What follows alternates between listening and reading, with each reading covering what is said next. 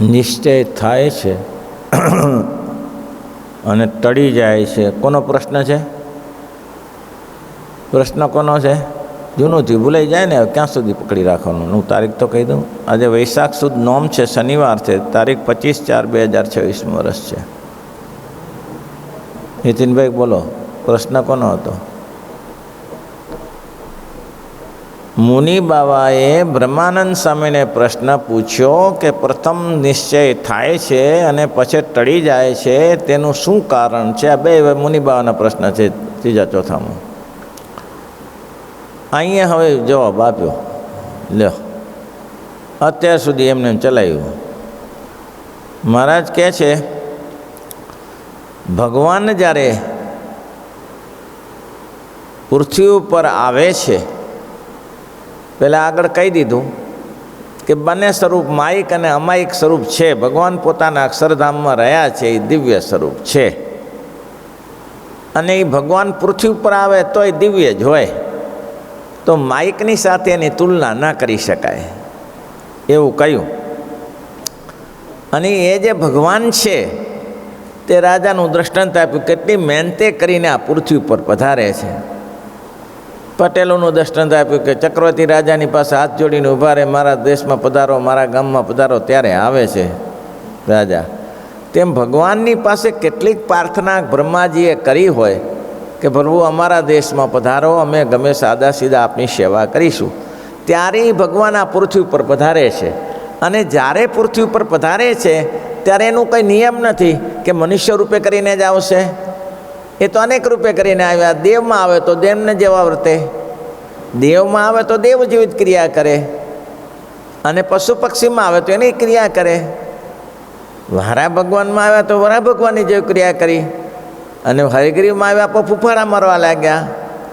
તો ભગવાન જે જે દેહમાં ધારણ કરે તો એ એવું જ કરે છે. હિરણ્યકશિપુ રૂપે આવ્યા તો એ રીતે પ્રશ્ન, આ બધું ભગવાનમાં હોય છે. પછી કદાચ ને એ આ બધા દેહ કરતાં મનુષ્ય જન્મમાં આવ્યા. આ બધા ઘણા અવતારો, મુખ્ય ભાગના મનુષ્ય અવતારો, મનુષ્ય જન્મમાં અવતારો થયા છે. તો મનુષ્ય જન્મમાં ભગવાન જ્યારે આવે છે ત્યારે મનુષ્ય જેવી જ ચેષ્ટા કરે છે. કેવી રીતે? જુઓ, મનુષ્ય જન્મ ભગવાન જ્યારે ધારણ કરે છે ત્યારે સતયુગમાં 1,00,000 વર્ષની આવરદા હતી, તો ભગવાન એટલો દેહ લાંબો ધારણ કરે. તો કે અવતારનું આવતું નથી, પણ ત્રેતાયમ રઘુનંદન, ત્રેતા યુગમાં આવે તો 10,000 વર્ષની આયુષ હતી એની, તો ભગવાન પણ એટલી જ આયુષને ધારણ કરે, ઓછી વધતું ના કરે. જેમ મનુષ્ય વર્તે તેમ જ વર્તે, ટૂંકું કરી નાખે પણ બહુ લાંબુ ના કરે. નહીં તો ભગવાન તો સ્વતંત્ર છે, એ ધારે તેમ કરી શકે ના, એની રીતે જ કરે. પછી મહારાજ કે દ્વાપરમાં આવે તો 1000 વર્ષની આયુષ છે, તો 1000 વર્ષ જ અનુકરણ કરે અને એવી જ ચેષ્ટા કરે, ઓછું કરે. ભગવાન કૃષ્ણ દ્વાપરની સંધિની કડીમાં જન્મ્યા, પણ એ પૂરો થતો હતો દ્વાપર, 125 વર્ષમાં પૂરું કરી નાખ્યું કે લાંબુ કંઈ કામ નથી. તો એ એટલું જ કામ કરે ભગવાન જે હોય તેમાંથી. અને એ જ ભગવાન જ્યારે સ્વામિનારાયણ ભગવાન મહાપ્રભુ કળિયુગમાં આવ્યા ત્યારે 100 વર્ષની આયુષ હતી. ભગવાને કેવું કર્યું? 49 પૂરું કરી નાખ્યું. કે એ કામ પૂરતા જ આવતા હોય છે, અને એ કામ પૂરું થઈ જાય ત્યારે એને પોતાના પૂર્વમાં ચેષ્ટા સંકલી લેતા હોય છે. એવું છે ત્યારે. અને કેવી રીતે? તો કે જેમ બાળક જન્મે, ગર્ભમાં આવે, પછી જન્મ લે, પછી મોટું થાય, વૃદ્ધ થાય અને મરી જાય, તેમ ભગવાન પણ આ જ ચેષ્ટાઓ કરે છે, પામે છે. બાળક વૃદ્ધ અવસ્થા થાય અને મૃત્યુને પામે છે, તેમ જ ભગવાન પણ તેવી જ મનુષ્યની ચેષ્ટા કરે છે. જેમ મનુષ્યમાં કામ, ક્રોધ, લોભ, સ્વાદ, માન, સ્નેહ, મત્સર, મદ, મત્સર, ઈર્ષા, રાગ, દ્વેષ, સુખ, દુઃખ, ભય, નિર્ભય, શ્રુતા, કાયરતા, ભૂખ, તરસ, આશા, તૃષ્ણા, નિદ્રા, પક્ષપાત, પારખું, પોતાનું, ત્યાગ, વૈરાગ ઇત્યાદિ સ્વભાવ છે, તેવા જ સ્વભાવ મનુષ્ય દેહ ધારણ કરે ત્યારે ભગવાન આ બધા સ્વભાવ આવે. આ બધું જાણી લીધું હોય તો પછી સંશય થાય. અલિયા ખાચરે ના જાણ્યું ત્યારે સંશય થયો ને. અલિયા ખાચરે જાણી લીધું, જાણ્યું હત એમ કે આ ભગવાન તો ક્યાંથી મળે ત્યારે, ક્યાંથી મળે? તો આવું થાય ત્યારે કામ થાય ભાઈ, નહીં તો ના થાય. બધું જ હોય. મહારાજ કે શું હોય. તેમજ ભગવાન પણ એવી મનુષ્યચેષ્ટા કરે છે જે મનુષ્યમાં કામ, ક્રોધ, લોભ, સ્વાદ, માન, સ્નેહ, મદ, મત્સર, ઈર્ષા, રાગ, મોહ, સુખ, ભય, નિર્ભય, ભાગે ખરા, હારે ખરા, જીતે ખરા. સામાન્ય ગેબી ગઢડામાં આવ્યો તે મારા ઊંચા નીચા થઈ ગયા કે આ શું કરીશું, શું ગેબીને સામે સામલો કેવી રીતે કરવો. ગેબી પડાવ નાખ્યો 2000 માણસ લઈને, એને સામે પડાવ નાખીને ઝીલવો કેવી રીતે, શાંતિથી પતે કેવી રીતે. મૂળ બારોટ હતો એટલે એને મહારાજને બારોટને બોલાવ્યો કે ભાઈ આમાં કંઈ નિવારણ કરી આપો ને, આમાં કંઈ નિવારણ કરી આપો તો સારું. આ પ્રસંગ આપણે લખેલો છે શાસ્ત્રમાં. ગેબીનું નિવારણ કેવી રીતે કરવું, ગેબી નાસી કેવી રીતે જાય, પોતાની મેળે યુદ્ધ ના કરવું પડે.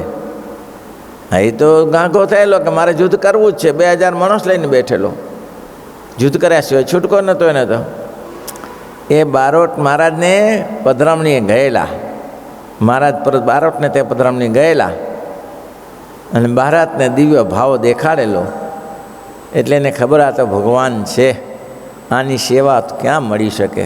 એકવાર દર્શન થયેલું, આની સેવા ક્યાં મળી શકે. મહારાજે એને બોલાવ્યો કે ભાઈ તમે બારોટ છો અને આ ગેબી તમારો બારોટ જ છે, આ ખોટો ઉપદ્રવ કરે છે અને એ એમ કહે છે કે અમે દાદાને સામે લડીશું અને દાદાનું મૂકેલા જીવા ખાચરે બધાને, બધું કાવતરું જીવા ખાચરનું. પછી પેલા બારોટ શું કીધું, મહારાજ પતાવી ન શક્યા. બારોટે શું કીધું, ચિંતા ના કરતા, કાલે કાઢી મૂકીશ, કાલે કાઢી મૂકીશ. એમ તો કે નીકળી જાય, આ નીકળી જાય. બોલો તો મહારાજ ના કાઢી શકે. હા, પેલાને જઈને કીધું બારોટે કે તું એ બારોટ છો, હું એ બારોટ છું.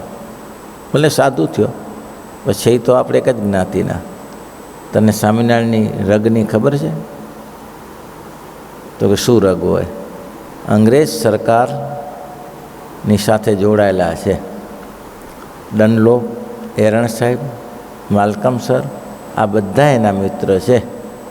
અને સ્વામિનારાયણ જે કરે છે ને એની ડાયરી ત્યાં લખાય છે. અને સ્વામિનારાયણ ભગવાને જો સેજ સ્વિચ દબાવીને અહીંયા તારા 500 પોલીસો ભેગા થઈ જશે, સિપાહીઓ ભેગા થઈ જશે અને જેલના સળિયા ઘરતો થઈ જઈશ. આ તો બારોટ છે એટલે હું બચાવું છું, બાકી બીજો હોય તો સ્વામિનારાયણ સામે ઊભો રહે તો ઊભા દઉં, હું ખબર પાડી દઉં એને. કોણ છે તને ખબર છે? હવે એને એમ કીધું હોત કે આ તો મા ભગવાન છે ને સમર્થ છે ને, તો કઈ ના માને. આ ચાવી ભરાવી કે રાતોરાત ભાગી જા, નહીં તો ગાભા નીકળી જશે, પછી બચાવવા તારો બાપોય નહીં આવે. અને ગેબી સમજી ગયો હારો કે હેરણ સાહેબ ને ડનલોપ સાહેબની સાથે આને સંબંધ હોય અને એની ડાયરી ત્યાં લખાતી હોય તો મારું તો એની આગળ શું ચાલે. ત્યારે રાતોરાત ભાગી ગયો. લ્યો હવે આવો ભય. હવે એમાં એકવાર એવો ખબર ને મતારે યુદ્ધ ચલાવી કરવું. આ તો બધા ઉપદ્રવ તો જ્યાં હોય તો તમે માનતા નહીં કે તમે, વિવેકાનંદે સરસ કહ્યું છે કે તમે કોઈ સારું કામ કરો અને તમે એમ વિચાર કરો કે હવે હું શ્રેષ્ઠ પદવીને પામવાની ઈચ્છા ધારું છું અને મારે આટલા કામ કરવા છે, તો તમારા સામે શત્રુ આવીને ઊભા રહેશે જ. ત્યારે તમે લખ્યું કે હું સારું કામ કરીશ તો વિઘ્ન પડશે ને પડશે, પણ હું વિઘ્નથી ડરી નહીં જાઉં, એ વિઘ્નનો હું સામનો કરતા શીખીશ, તો તમે નીકળી જાઓ.